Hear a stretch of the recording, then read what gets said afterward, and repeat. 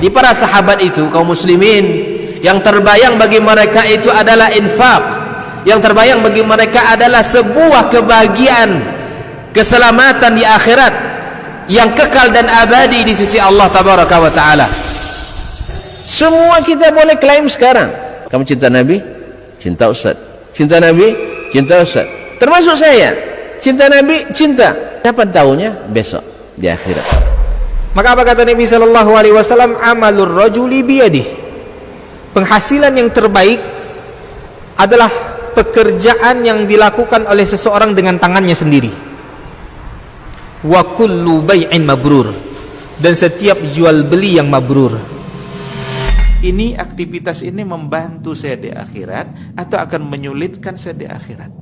Kalau seandainya perbuatan itu ternyata akan menyulitkan kita di akhirat kelak, tinggalkan perbuatan itu.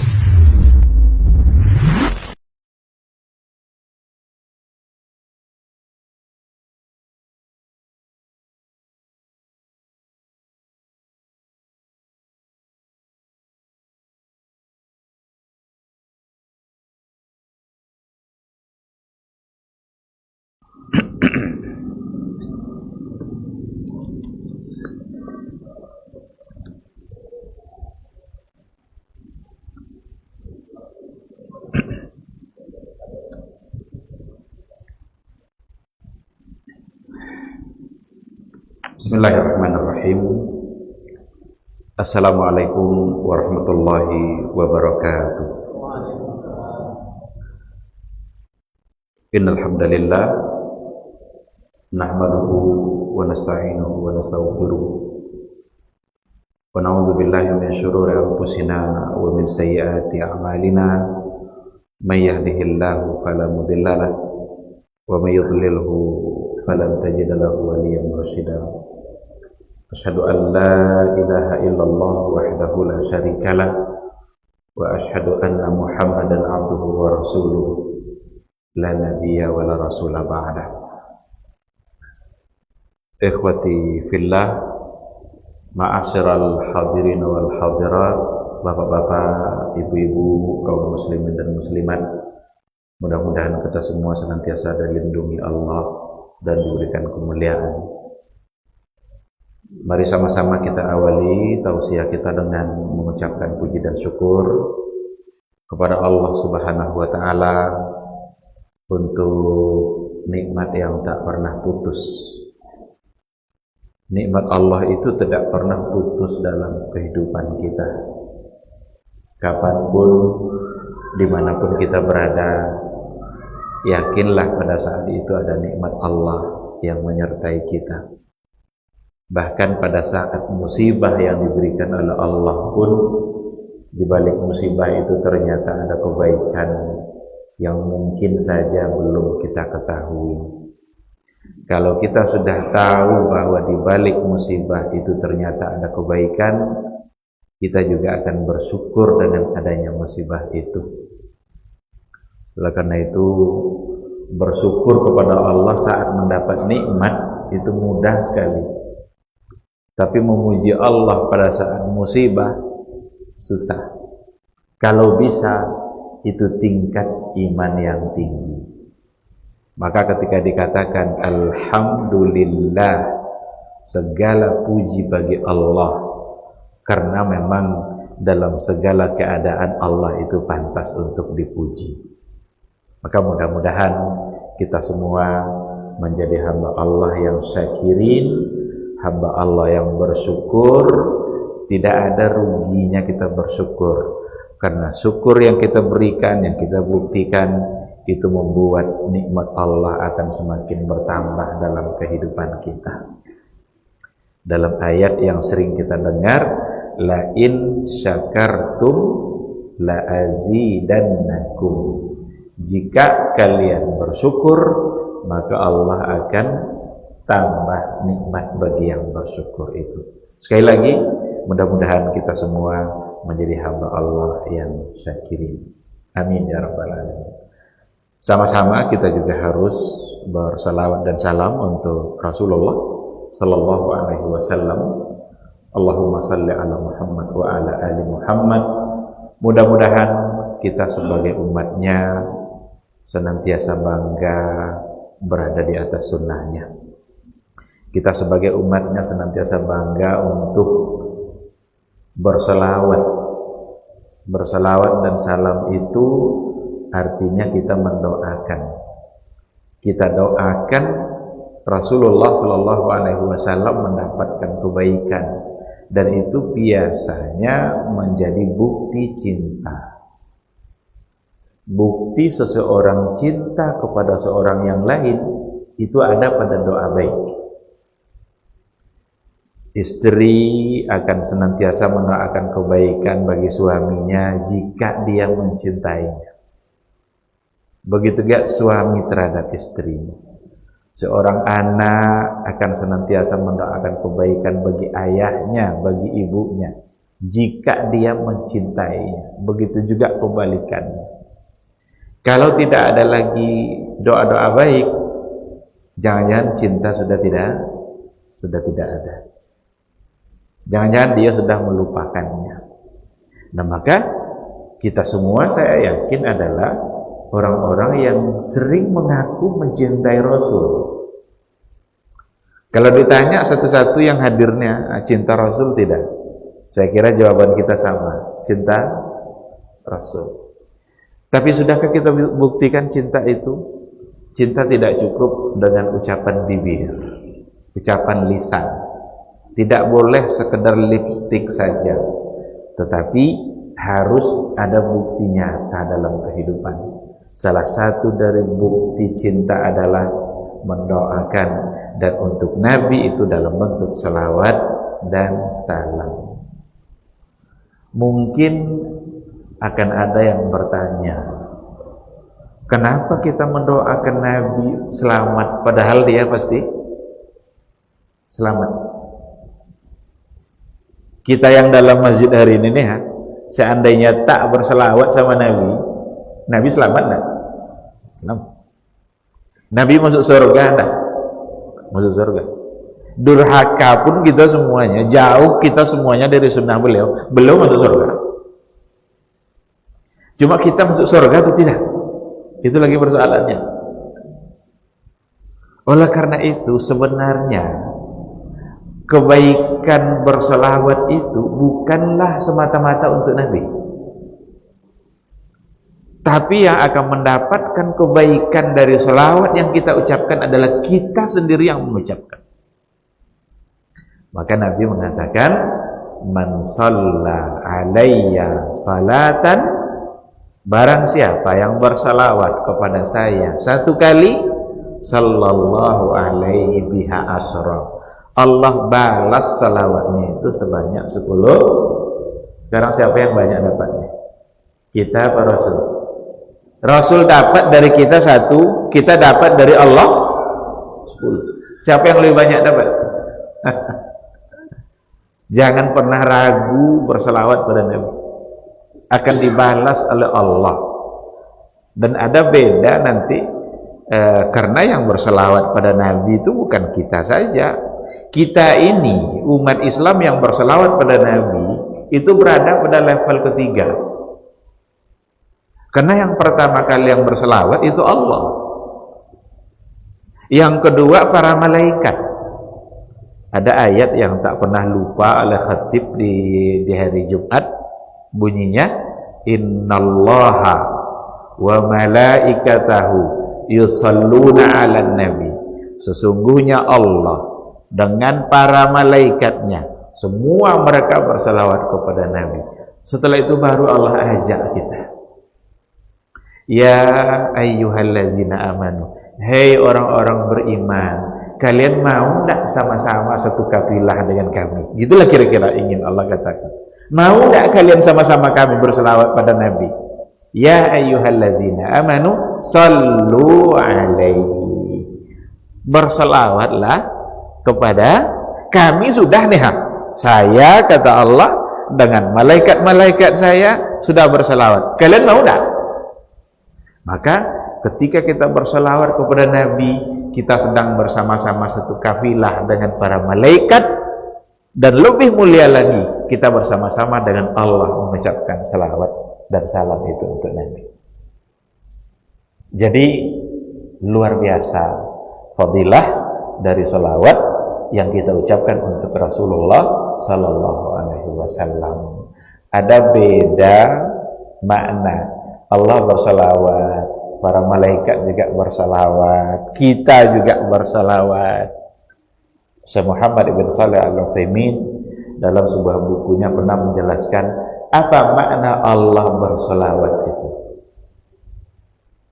Jadi arti makna Allah bersalawat itu adalah zakarahullahu fil mala'il a'la.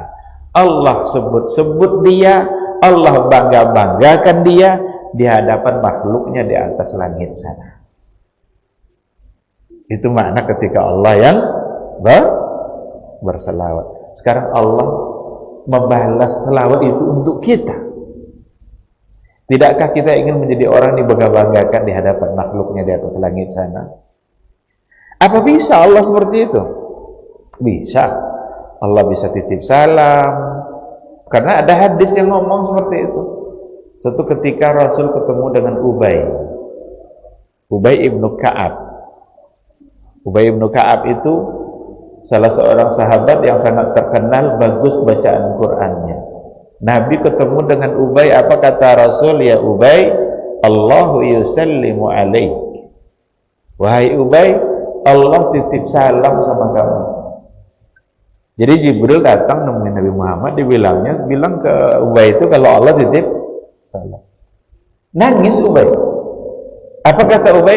Ya Rasulullah, azakarani Allahu bismi ana fil mala'il a'la. Apakah Allah sebut langsung nama saya? Kata Rasul, iya. Tambah menangis dia, karena yang menyebut namanya adalah Allah Subhanahu wa ta'ala. Dan titip salam. Kalau Allah sudah titip salam, apa lagi? Salam kan selamat. Berarti Ubay masuk.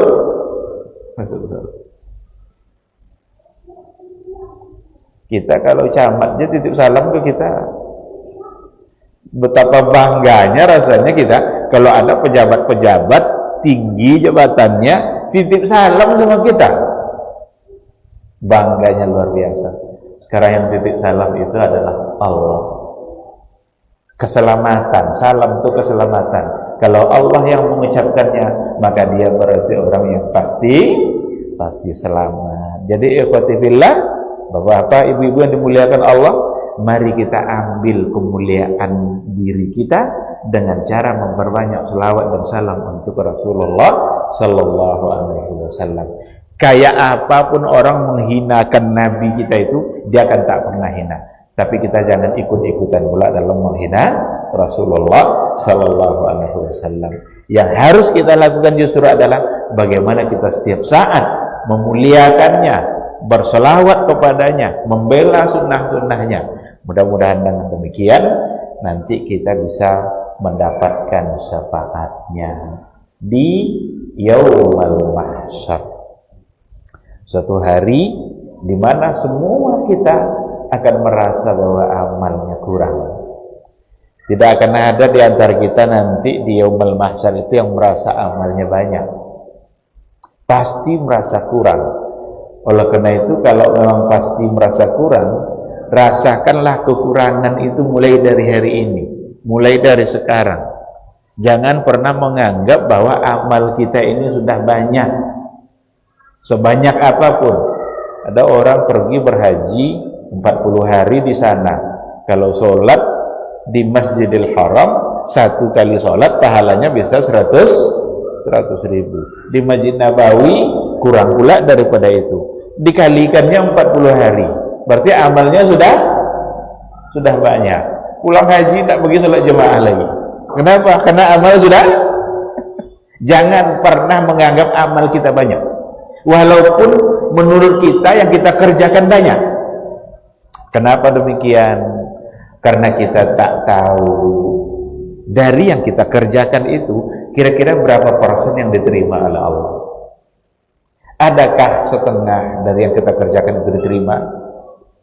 Adakah sepertiga? Adakah seperempatnya? Atau jangan-jangan tak ada yang diterima oleh Allah? Kok bisa Pak Ustadz tidak diterima? Mungkin tidak ikhlas, mungkin asal-asalan, asal jadi, mungkin terpaksa, mungkin awalnya menghindar tapi karena nggak bisa lagi ngelak akhirnya laksanakan juga. Mungkin ini, mungkin itu, ada banyak kemungkinan yang membuat amal-amal kita tertolak di sisi Allah Subhanahu wa taala. Tapi tetap kita berharap setiap kita beramal selalulah berharap agar amalan kita itu diterima oleh Allah Subhanahu wa taala.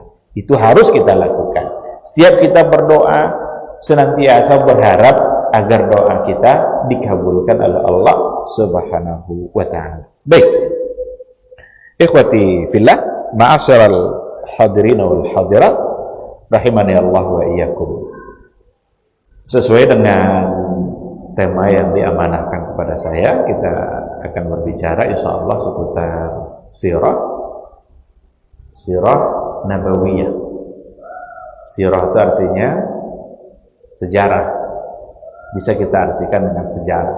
Berarti kalau sirah nabawiyah, sejarah Nabi, perjalanan kehidupan Rasulullah Sallallahu Alaihi Wasallam, yang ternyata memang sirah itu punya kekuatan tersendiri.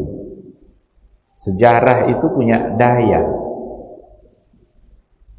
Ada sumber daya alam, ada sumber daya manusia, ada sumber daya sejarah. Dengan memahami sejarah, dengan menggali sejarah, kita akan mendapatkan satu kekuatan dalam pribadi kita. Ada imunitas yang akan menjadi kuat dalam diri kita dengan mengenal sejarah.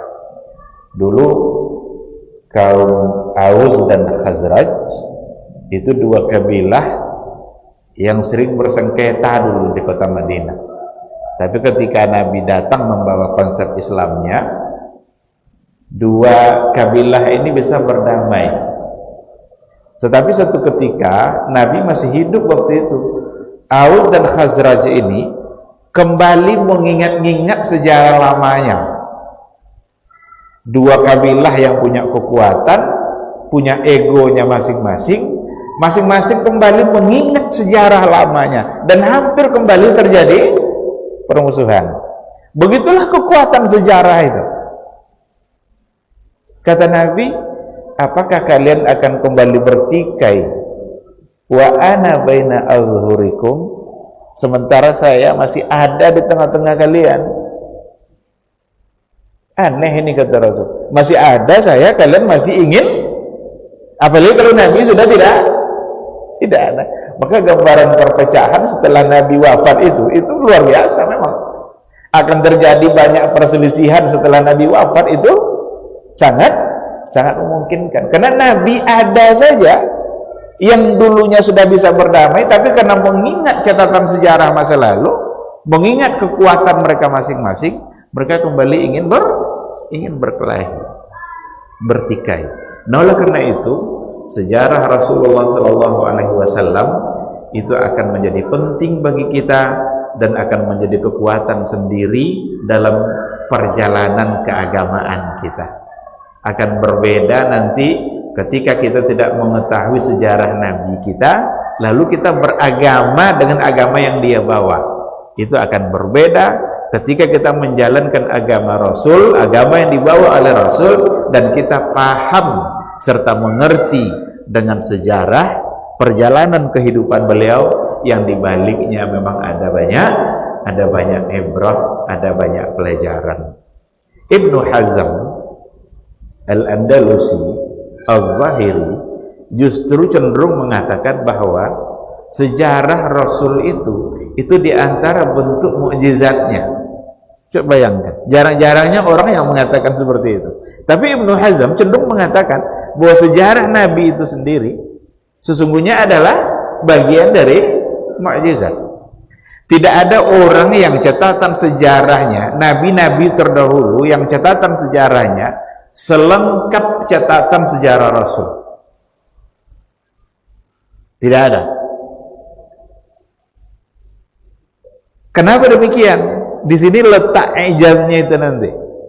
Sejarah Nabi kita itu sudah dimulai pencatatannya, bahkan beliau belum lahir. Kalau sejarah Nabi Musa, seberapa banyak kira-kira penggalan sejarah Nabi Musa yang disebutkan?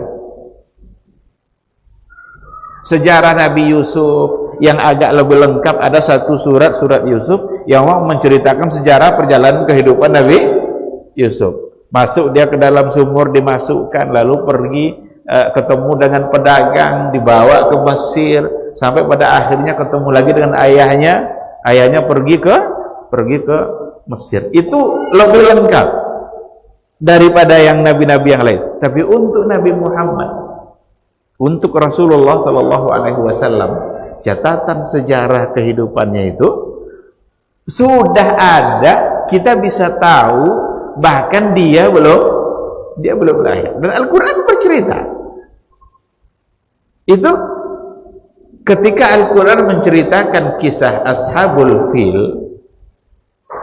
ketika Allah bercerita tentang Ashabul Fil, terjadinya Ashabul Fil itu Nabi sudah ada belum? Belum kan?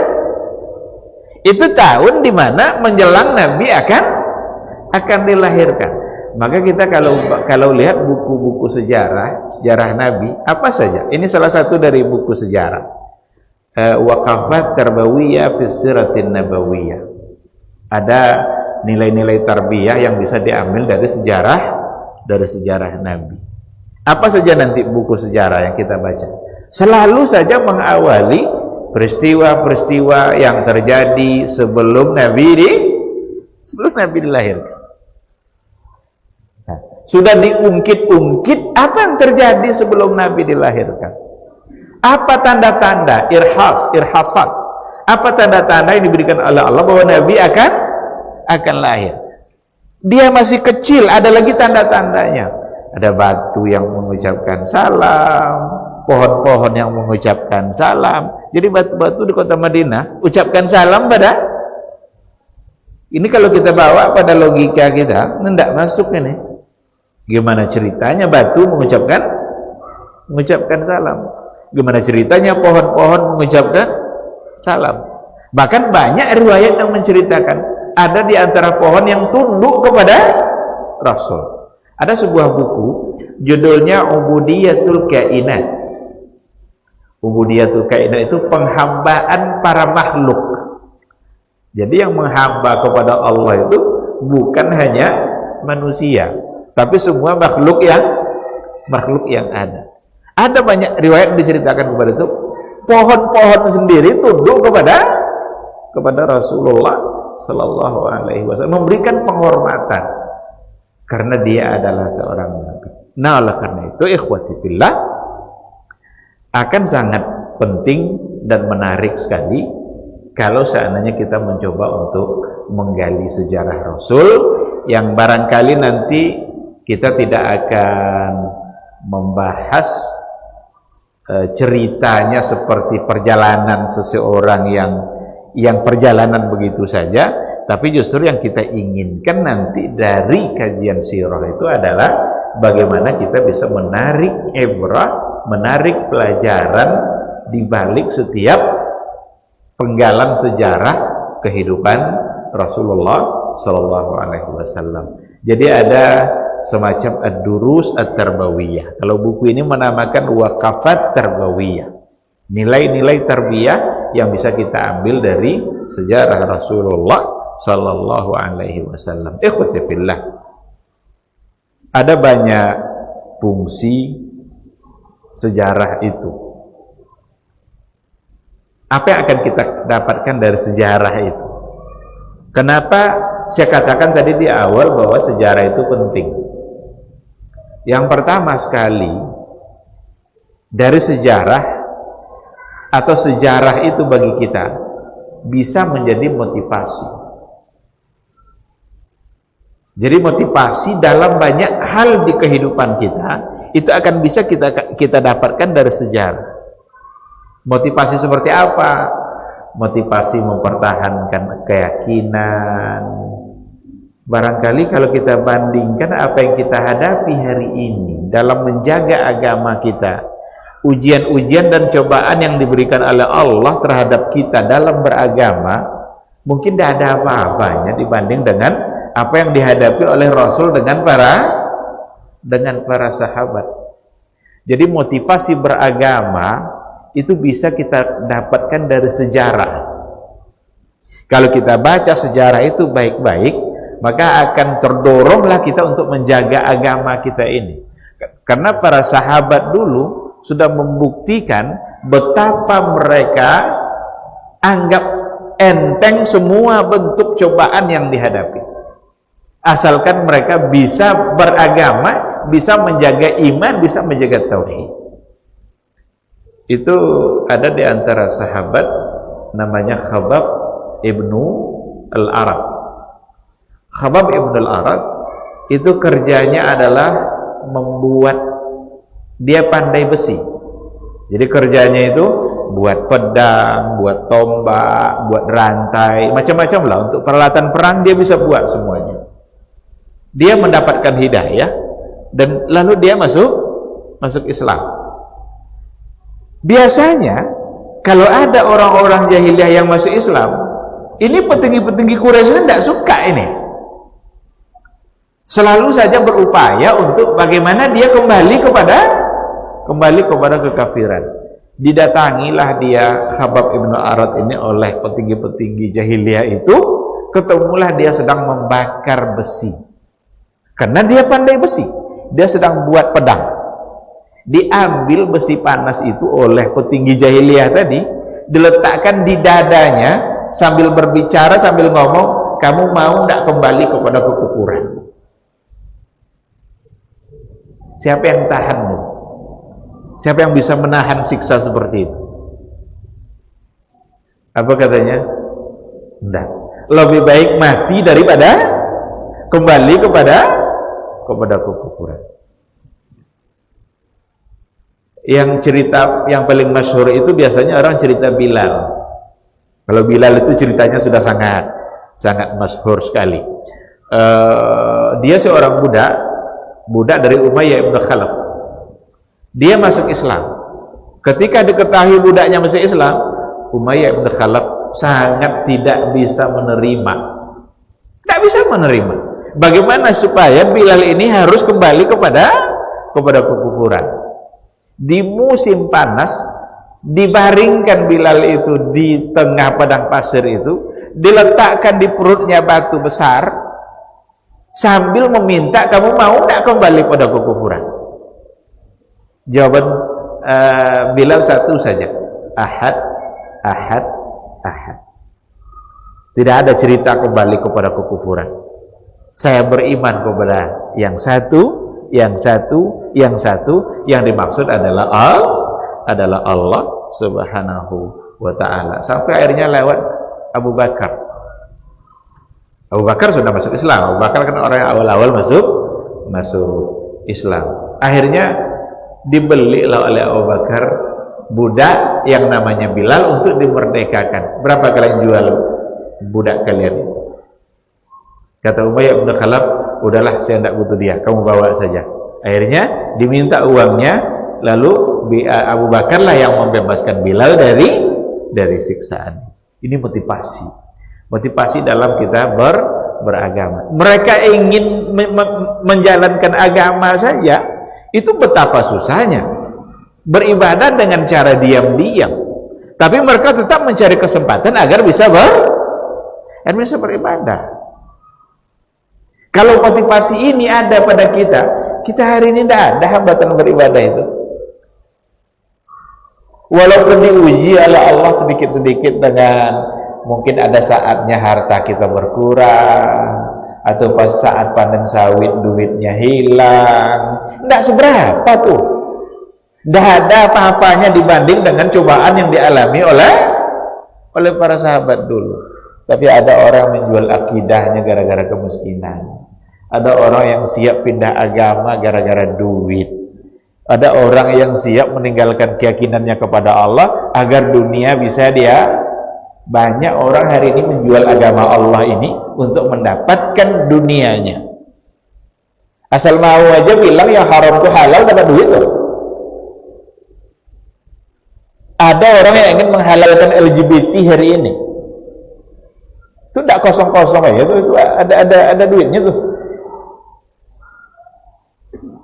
Menjual keyakinan demi mendapatkan dunia.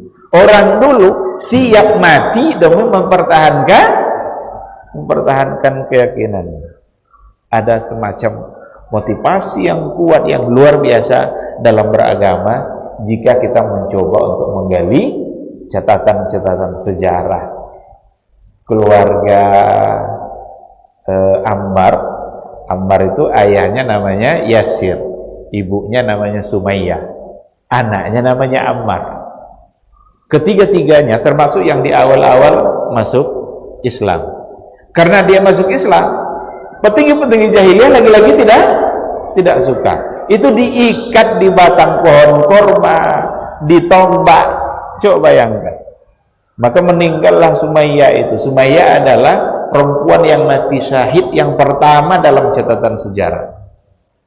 Jadi dalam catatan sejarah Rasul itu yang pertama masuk Islam, yang pertama mati syahid dari kalangan perempuan itu adalah namanya Sumayyah, atau bahkan yang pertama mati secara yang pertama syahid secara keseluruhan. Meninggal pula setelahnya namanya Yasir, ayah dari Ammar itu. Karena dipaksa untuk kufur, dia tidak mau. Akhirnya ditombak juga, dipanah juga, dan meninggal.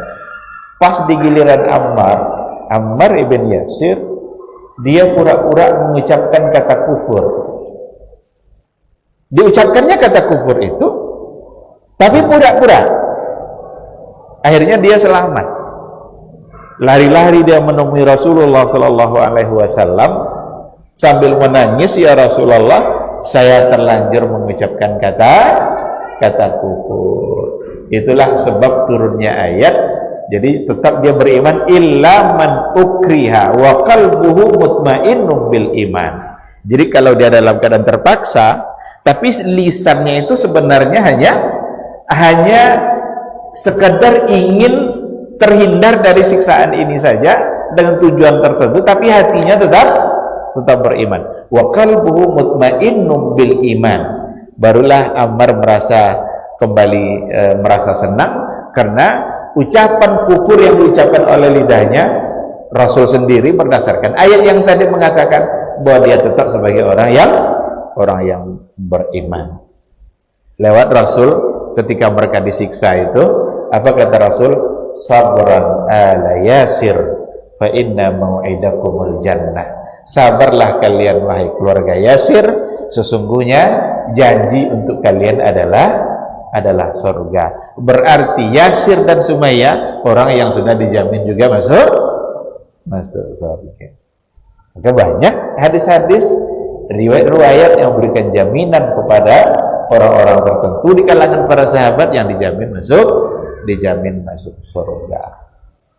Bahkan ada Rasul di hadapan para sahabatnya nanti akan ada 70.000 orang yang akan masuk surga di kalangan umatku yang tanpa hisab. Masuk surga langsung tanpa hisab. Adalah Ukasah, tunjuk tangan dia, apa katanya? Ya Rasulullah, saya ada tak di antara yang 70.000 itu? Kan coba bayangkan betapa kalau sahabat dulu dibilang surga di hadapan dia, keinginan mereka hanya ingin masuk surga. Awak hari ini ngomong surga santai-santainya. Bahkan surga jadi bahan-bahan tertawaan, candaan. Jangankan surga, neraka pun jadi bahan tertawaan hari ini. Tidak tahu dia berapa panasnya neraka Allah itu. Itu jadi bahan apa namanya itu? Candaan. Ada yang bilang gini, buatlah dosa itu banyak-banyak katanya. Nanti ditendang kita oleh malaikat itu dan lewat neraka itu katanya pas ditendangnya kita. Akhirnya tidak masuk. Ini kan jadi bahan tertawaan ini kan. Padahal orang-orang dahulu kalau bicara surga, bicara neraka, air mata mereka menetes. Bicara neraka, kenapa mereka menangis? Khawatir mereka masuk.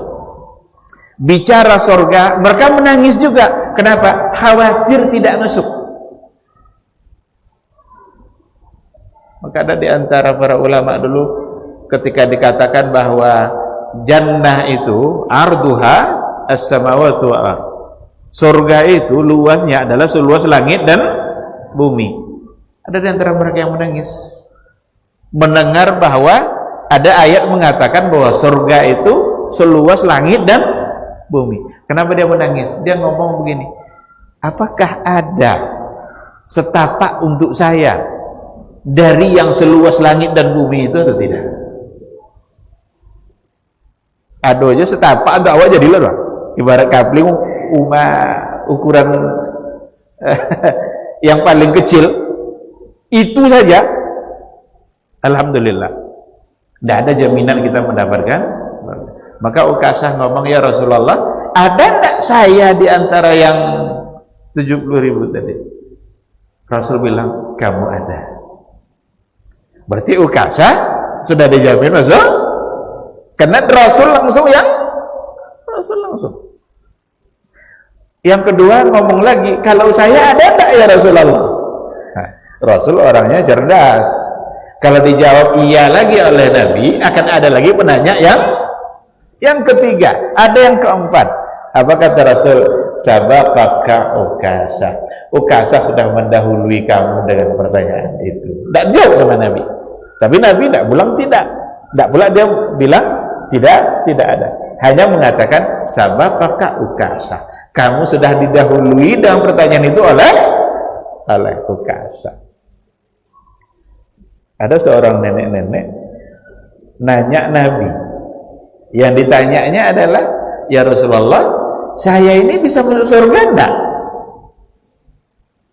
Jadi cita-cita mereka itu adalah masuk surga. Ini perlu kita tanamkan ke anak-anak kita ini. Cita-cita, sering kalau orang menanamkan cita-cita jadi polisi, jadi dokter, jadi macam-macam, tapi itu untuk dunia. Yang perlu kita tanamkan cita-cita kepada anak kita masuk surga. Setelah itu dia mau jadi apa saja silahkan. Yang penting cita-citanya masuk surga. Nenek-nenek saja datang nemuin Nabi, ya Rasulullah, saya ini bisa masuk surga enggak? Kata Rasul, mana ada nenek-nenek dalam surga? Akhirnya nangislah nenek tadi sambil pergi, merasa bahwa dia tidak akan masuk. Diminta panggil oleh Rasul, diutusnya seseorang, tolong panggil nenek tadi, bawa dia ke sini. Dia salah paham, karena Nabi ingin bercanda sebenarnya dengan nenek itu. Dibilang oleh nenek oleh Rasul bahwa yang dimaksud oleh Nabi tidak ada tadi itu, di surga itu tidak ada yang tua. Jadi bukan berarti nenek itu tidak masuk surga, tapi nanti kalau masuk surga dia akan kembali muda, akan menjadi gadis. Yang ada hanya muda-muda semua, plus anak-anak yang memang menjadi orang-orang yang sebagai hiburan-hiburan yang ada di dalam surga. Nah, yang begini-begini ini sebenarnya adalah motivasi bagi kita dalam beragama. Betapa keinginan orang-orang dahulu untuk masuk surga itu ternyata luar biasa. Dan kalau sudah ada motivasi seperti itu, tentu akan diikutkan nanti dengan pengamalan dan pelaksanaan agama dalam kehidupan kita, sehingga kita lebih taat kepada Allah Subhanahu wa taala. Maka dengan adanya motivasi agama, kita akan lebih taat kepada Allah karena kita sudah memiliki keinginan surga sebagaimana yang dimiliki dulu oleh para sahabat bersama Rasulullah sallallahu alaihi wasallam. Ikhwatillah, dari sejarah nanti kita juga akan bisa mendapatkan bukan sekedar motivasi beragama, tapi solusi dalam menjalani kehidupan. Maka ada motivasi dan ada solusi. Siapa yang hidupnya tak bermasalah? Tidak ada. Semua kita punya masalah dalam kehidupan kita. Ada masalah ekonomi, ada masalah macam-macam, bahkan ada masalah agama sendiri, semangat agama. Bagaimana cara menyelesaikan masalah-masalah itu? Solusinya kita bisa berkaca kepada sirah bagaimana dulu Rasulullah Sallallahu Alaihi Wasallam menyelesaikan masalah. Tak ada kita yang tidak punya masalah. Dan masalah itu seperti masalah dalam dakwah, ada banyak masalah dalam dakwah. Bahkan sesama dai hari ini sesama dai. Kalau dibaca sejarah Rasul, bagaimana Rasul menyelesaikan masalah dan bagaimana Nabi berdakwah, maka berbagai persoalan dakwah kita hari ini akan bisa teratasi. Nabi itu memiliki konsep dakwah yang sangat sempurna, yang pantas untuk kita gali. Rasulullah Shallallahu Alaihi Wasallam dalam berdakwahnya, kadang-kadang dia tak sebut kalau ada orang yang bersalah, ada orang yang cenderung terjebak pada kesalahan. Kadang-kadang Nabi tak sebut hukum, tapi yang dikhitab oleh Nabi itu jiwa dia, jiwanya. Ada seorang pemuda bilang kepada Nabi begini, ya Rasulullah, saya ingin menjadi seorang muslim yang baik, semua akan saya kerjakan, tapi izinkan saya satu hal ya Rasulullah. Apa itu kata Rasul? Izinkan saya untuk tetap berzina. Kalau kita lah yang ditanyanya apa kira-kira? Karena ada memang di antara sahabat yang ingin memarahi ketika masa ingin menjadi muslim yang baik tapi ingin berzina. Nabi tidak sedikit pun sebut-sebut hukum haram. Dipanggil oleh Nabi, sini kamu wahai anak muda. Didempetkan lututnya oleh Nabi ke lutut dia. Nabi bertanya, apa kata Rasul? Kamu ingin tidak perbuatan yang kamu lakukan tadi itu dilakukan oleh orang lain kepada ibu kamu? Katanya, tidak bisa katanya. Kamu mau tidak kalau perbuatan yang kamu lakukan itu dilakukan orang kepada saudara perempuan kamu? Disebutlah oleh Nabi satu persatu keluarga perempuannya, dan jawabannya satu, tidak bisa katanya. Jangan coba-coba lakukan. Apa kata Rasul? Kalau kamu tidak suka diperlakukan seperti itu, berarti orang lain juga tidak suka. Apa kata anak muda yang ngomong mau berzina tadi? Mulai hari ini saya tidak ada hukum Nabi sebut itu. Karena terkadang kalau cepat-cepat sebut hukum itu kan beban kan? Jadi orang akan lari karena beban. Maka capek pun kita ngomong rokok itu haram, tidak akan diterima sama orang. Apalagi kalau dia sudah kecanduan. Maka mungkin untuk menghadapi mereka tidak pakai hukum, dia pakai cara yang lain. Nah, jadi ada banyak solusi yang akan kita temukan dalam sejarah Rasul. Itu baru dalam persoalan dakwah. Karena dakwah itu penting untuk kita kedepankan. Contohnya, jangan sampai dakwah justru yang memunculkan permasalahan. Ada orang Badui, ada orang Badui datang ke masjid. Orang Badui itu artinya orang perkampungan, orang Badui, orang pedalaman mana, masuk ke masjid Nabi, sampai dalam masjid pipis. Terbayang enggak pipis dalam masjid? Sahabat lain berdiri mau memukul sahabat yang tadi itu. Kata Rasul, jangan, biarkan dia selesai pipisnya. Setelah selesai dia pipis, dipanggil oleh Nabi, diminta satu gayung air, lalu disiram dan dipanggil oleh Nabi. Nabi hanya bilang begini saja, sesungguhnya masjid ini adalah tempat yang suci, yang tidak pantas untuk melakukan hal yang tadi kamu lakukan. Ini tempat zikir, tempat sholat, tempat baca Quran, jangan lakukan itu. Apa katanya? Saya tak pernah menemukan orang yang sesayang Rasul. Lalu ada doa yang diucapkannya. Berdoa dia, Allahumma arhamni wa Muhammada. Ini yang Badui dari ini berdoa nih. Allahumma arhamni wa Muhammada wa la tarham ma'ana ahada. Ya Allah, sayangilah saya dan Muhammad saja, jangan sayangi orang selain kami berdua. Coba bayangkan doanya. Sayangilah saya dan Muhammad saja, jangan sayangi orang selain. Saking bencinya sama orang yang memarahi tadi, dan saking cintanya sama Nabi. Tapi kata Nabi, jangan ucapkan itu. Qad dayyaqtal wasi'. Kamu sudah mempersempit sesuatu yang luas. Karena rahmat Allah itu luas, tidak hanya untuk kita berdua. Kemungkarannya selesai, kemudian tidak memunculkan masalah. Ternyata para ulama hadis yang mensyarahkan hadis mengakui bahwa cara yang paling tepat ketika itu adalah cara yang diambil oleh Nabi. Bukan memarahinya, walaupun pipis di masjid kan mungkar itu kan. Tapi Nabi pintar menghadapi kemungkaran. Kenapa Nabi yang paling benar? Karena kalau dia diusir atau ingin dipukul, akan terjadi dua kemungkinan. Yang pertama, dia akan lari-lari sambil pipis. Kalau lari-lari sambil pipis, berarti tidak hanya setumpuk tempat yang kena najis, tapi sekeliling. Yang kedua, mungkin akan dia tahan, tapi itu akan menyakitkan dia.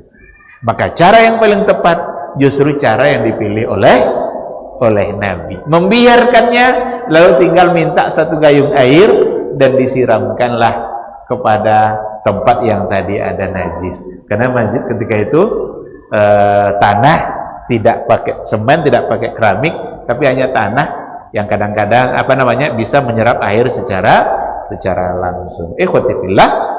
Jadi dari sejarah tadi kita katakan bisa mendapatkan motivasi dalam beragama dan juga mendapatkan solusi dalam kehidupan kita. Tadi kita contohkan solusi dalam dakwah, ada banyak solusi. Solusi dalam keluarga, bagaimana Nabi dengan istrinya. Siapa keluarga yang tidak ada bermasalah? Tidak ada, pasti ada. Bagaimana cara menyelesaikannya? Akan bisa kita dapatkan solusinya dari sejarah kehidupan Rasulullah Sallallahu Alaihi Wasallam. Baik, ikhwati fillah, saya kira itu yang bisa saya sampaikan pada pertemuan kita kali ini. Mudah-mudahan Allah Subhanahu Wa Taala memudahkan kita untuk melaksanakan kajian-kajian seperti ini. Semoga ini menjadi ibadah bagi kita yang akan memperpanjang catatan amalan kebaikan kita serta memperberat timbangannya di akhirat kelak, dan pada akhirnya mudah-mudahan kita menjadi ashabul yamin. Amin amin ya rabbal alamin. Terima kasih. Mohon maaf karena waktu Isya sudah masuk dan diambil sedikit waktu Isyanya, tapi mudah-mudahan tetap menjadi kebaikan bagi kita. Subhanakallahumma bihamdika asyhadu an la ilaha illa anta astaghfiruka wa atubu ilaik. Wassalamualaikum warahmatullahi wabarakatuh.